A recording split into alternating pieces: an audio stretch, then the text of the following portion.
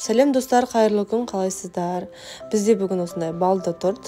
Балды тортын білесіздер, қамырын құйып істеуге де болады, және жайып істеуге де болады. Мен бүгін соның құйып істейтін түрін істеймін.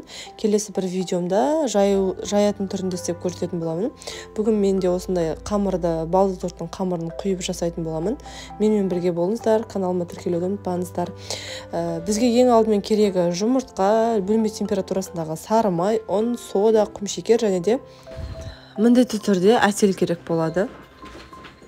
Ең алдымен бізде осылай ыдысымызды дайындап отқа қоясыздар. Отқа қойғаннан кейін осылай өлшеп қойған әселімізді, балымызды құйып араластырып аламыз.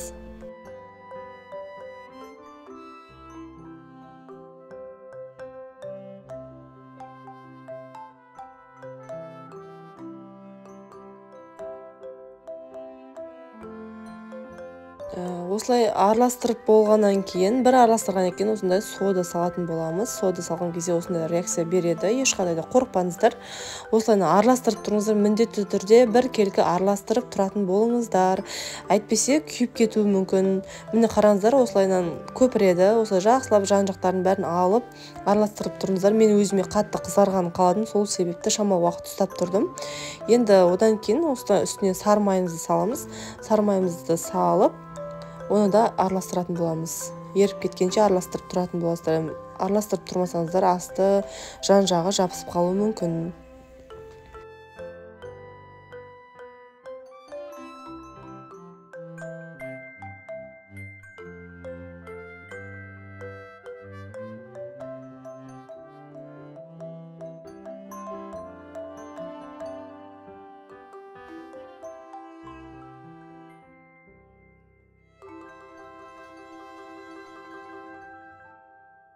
Мінекей сары май толықтай еріді.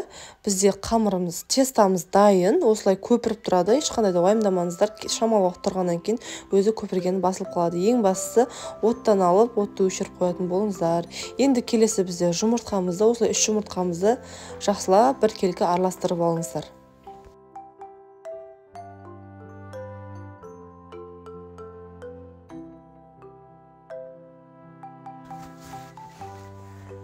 Араластырып алып, үстінен осылай құмшекерімізді, яғни шекерімізді салып, тағы да араластыратын боламыз.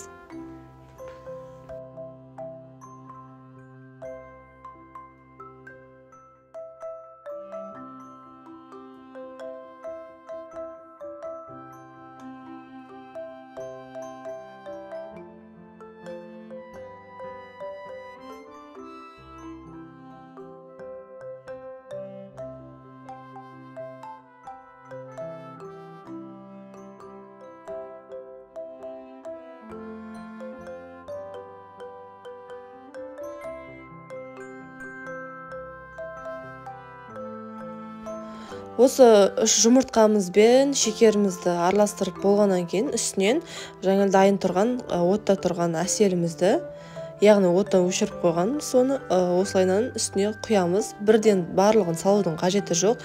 Жай-жайдан 3-ке 4-ке бөліп салсаңыз жақсы болады. Осылайынан мен 3 бөлікке бөліп құйып жайлап араластырып тұрдым.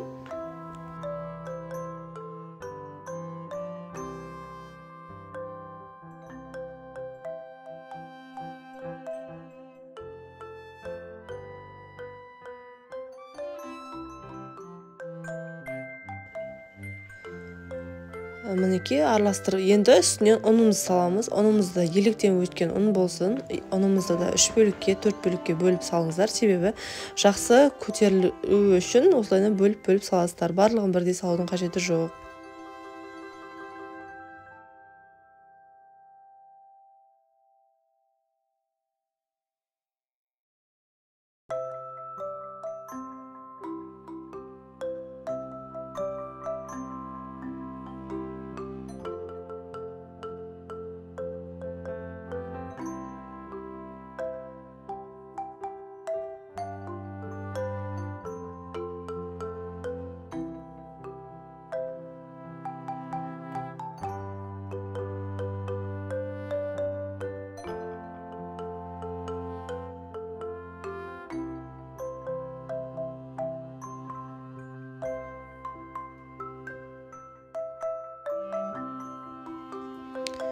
Мінекей қараңыздар, осындай консистенция шығу керек. Қамырым осындай болды. Осы қамырды 2 бөлікке бөліп құятын боламыз. Міне осылай 4 бұрышта тапамызды таңдадым. Осылай үстіне пергаментімізді қойып, тестамыздың қамырымызды 2-ге бөліп, жарты бөлігін осыған құйдым. Құйып осылай жайып шығыңыздар. Қасықтың көмегімен осын біркелкі қылып жайып, отқа саласыздар. 200 градуста бір 10 минуттай тұрса жеткілікті, 10 минутқа да жетпеуі мүмкін. Қарап тұрыңыздар, тез пісіп қалады. Енді қараңыздар, бізде корждарымыз пісіп дайын тұр. Корждар өте әдемі. Мен құймалы коржбен бірінші жасап тұрмын, өзіме қатты ұнады. Енді екінші коржымыз піскенше, енді біз сүттен заварной кремімізді жасайтын боламыз. Ең алдымен осылай 1 литр сүтімізді газға қойып, үстінен шекерімізді саламыз. Жақсылап араластырыңыздар. Шекерімізді салып,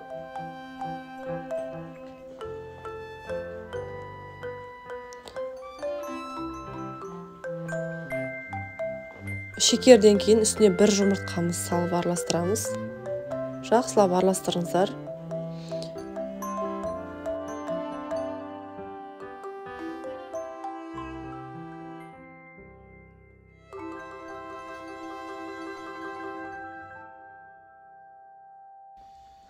Енді сармайымызды, бөлме температурамыздағы сармайды саламыз. Сармайымыз ергенше жақсылап араластырып тұрыңыздар. Отты астында жай қойып қоясыздар міндетті түрде. Енді келесі бізде ұнымызды електеп өткен ұнымызды саламыз. 4 ас қасық ұнды салып отырып, біртіндеп отырып, қозғап отырып салатын боласыздар.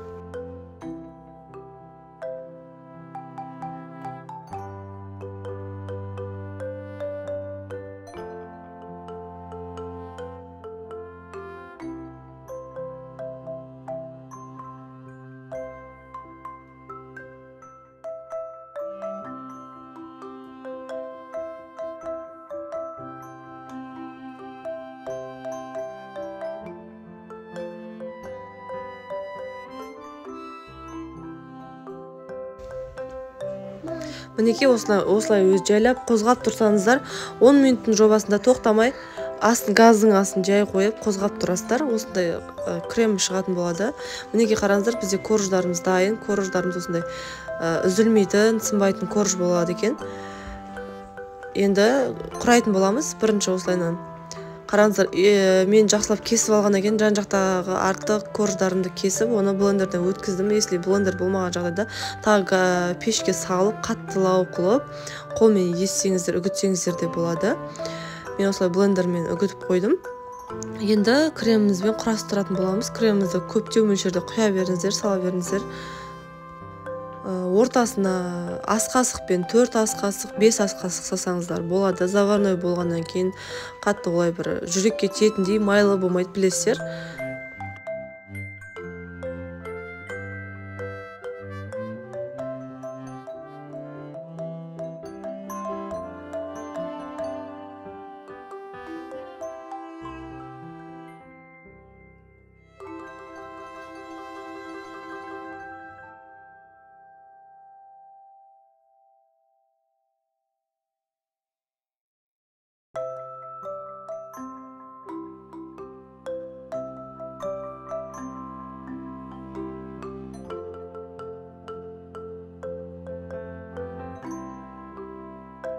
Енді 4-ші қабатымызды, 4-ші коржымызды салып, үстіне кремімізді жағамыз, және үгітіп қойған корждарымызды сеуіп шығатын боламыз. Жанына да барлық жеріне. Міне қараңыздар, бізде дайын. Өте жұмсақ, бар жоғы 2 сағаттың көлемінде тұрды. 2 сағат көлемінде тұрса да тортым дайын тұр екен. Өте әдемі, тәтті деп айта аламын. Міндетті түрде жасап көріңіздер, ас болсын.